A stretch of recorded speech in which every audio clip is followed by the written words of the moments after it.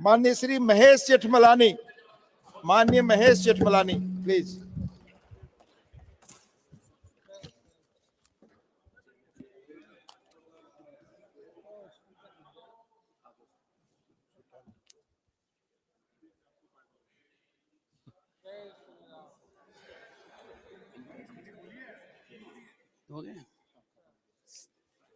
Shri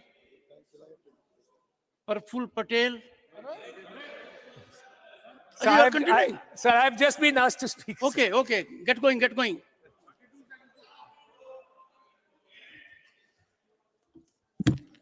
So how much time do I have, sir, may I ask?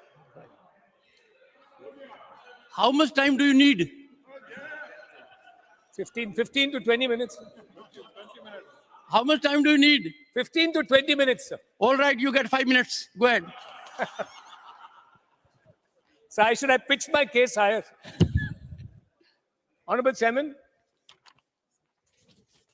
with your kind permission, I rise to wholeheartedly support this most significant and path-breaking constitutional amendment, the 128th Amendment Bill 2023, also known as the Nari Shakti Bandhan Adhiniyam.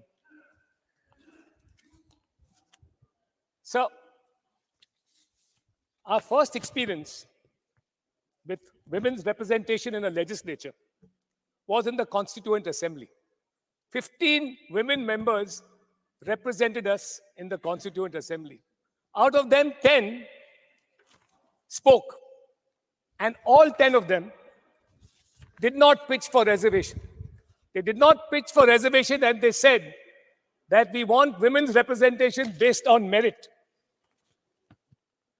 So Hansa Mehta's speech summarizes the expectation of women members. We have never asked for privileges of reserved seats, quotas, or separate electorates. What we have asked for is social justice, economic justice, and political justice. So all members who spoke reposed great faith that men who have fought and struggled for the country's freedom would guarantee the rights and liberties of women. Now, sir, what is the experience up till 2014 when the NDA government first came to power? So a quick look, because questions have been asked, why not 2014? Questions have been asked, why are you unfolding your social welfare program over here? But, sir, a quick look at the objects, only to remind them of their promises in the Constituent Assembly, the hopes of the women in that Constituent Assembly, and the faith they reposed in the men of the future that rule this country. I read paragraph 2 only to remind them of what in their long tenure, including the 10 years of UPA government, they did not do. Government has taken a number of steps to bring Nari Shakti to the forefront through women's empowerment and women-led development, resulting in substantial improvement in financial independence of women and availability of equal access to education and health. Government has also emphasized ease of living, especially for women, through various initiatives, including Ujjwala Yojana, access to toilets under Swachh Bharat Mission, financial inclusion through the Mudra Yojana, etc. However, the empowerment of women will require greater participation of women in the decision-making process as they bring different perspectives and enrich the quality of legislative debates and decision-making. So had they done their job in their tenure, the first 5 years was spent in empowering women through financial inclusion, social justice, and dignity. It did not strike them at all. The shame of open defecation did not strike them at all. It is us who did it in the first tenure. So the next question that is raised is, can this be implemented before 2024? So it can't. That's a given. Unless certain things have to be ignored. Every time there is reservation, and we are now talking about women's reservation, 3 procedures have to be followed. the latest census figures. B, readjustment of boundaries by a delimitation commission. And C, identification and notification of constituencies for the purpose of reservation, in this case, women's reservation, by the Election Commission. Now, it is possible that even if we could omit the first two steps by using the census of 1971, that is the census that prevails today as per the Constitution, that we go for boundaries, territorial boundaries of constituencies as per the census of 1971. In 1971, there were 55 crore people. Today, there are 1.4 billion people. So, you will have to go by a census which is dated. You have twice the number of seats if you do a fresh census today. Secondly, the procedure of identifying reserved constituencies for women cannot be completed by February, March 2024 because there is a procedure involved. And consider, if you want to avoid this procedure, the Election Commission has to follow a particular procedure.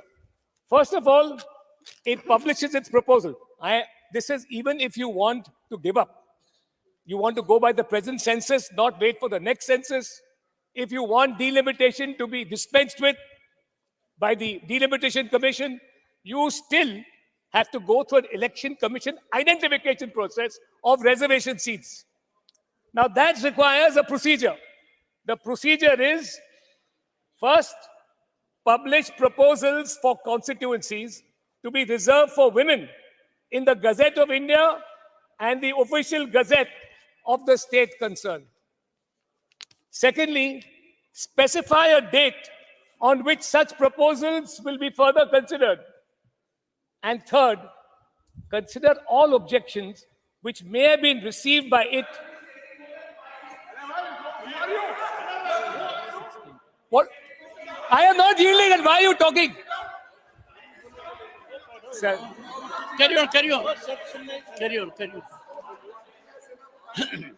Sir, consider all objections. Consider all objections which may have been received by it, that is the Election Commission, before the date specified for its consideration, and hold one or more public sittings at such place or places in each state as it thinks fit.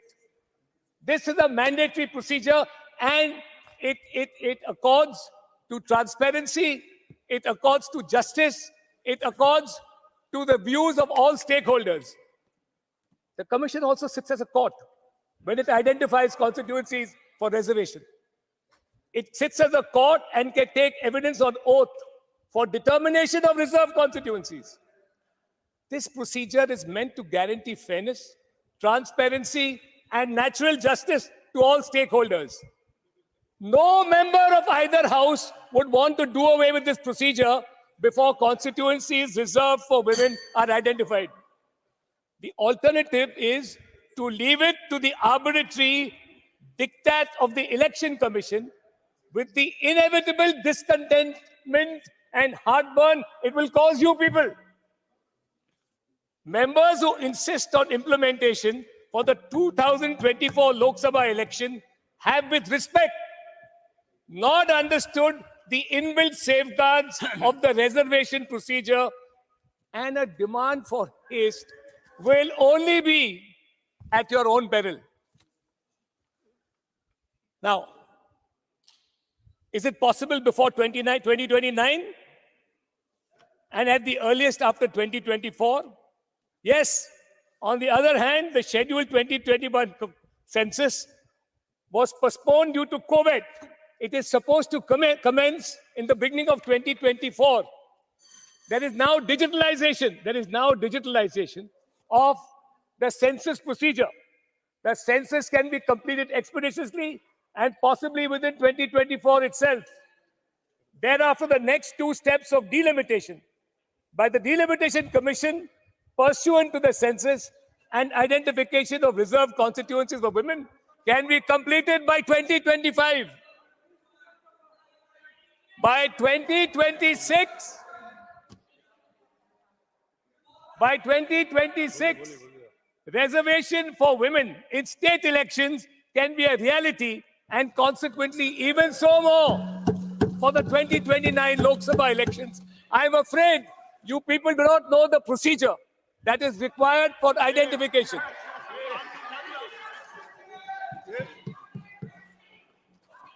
And please do not mix up.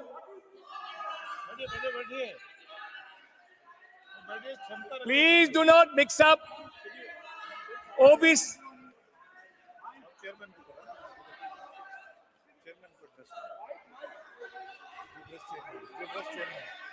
Please conclude now.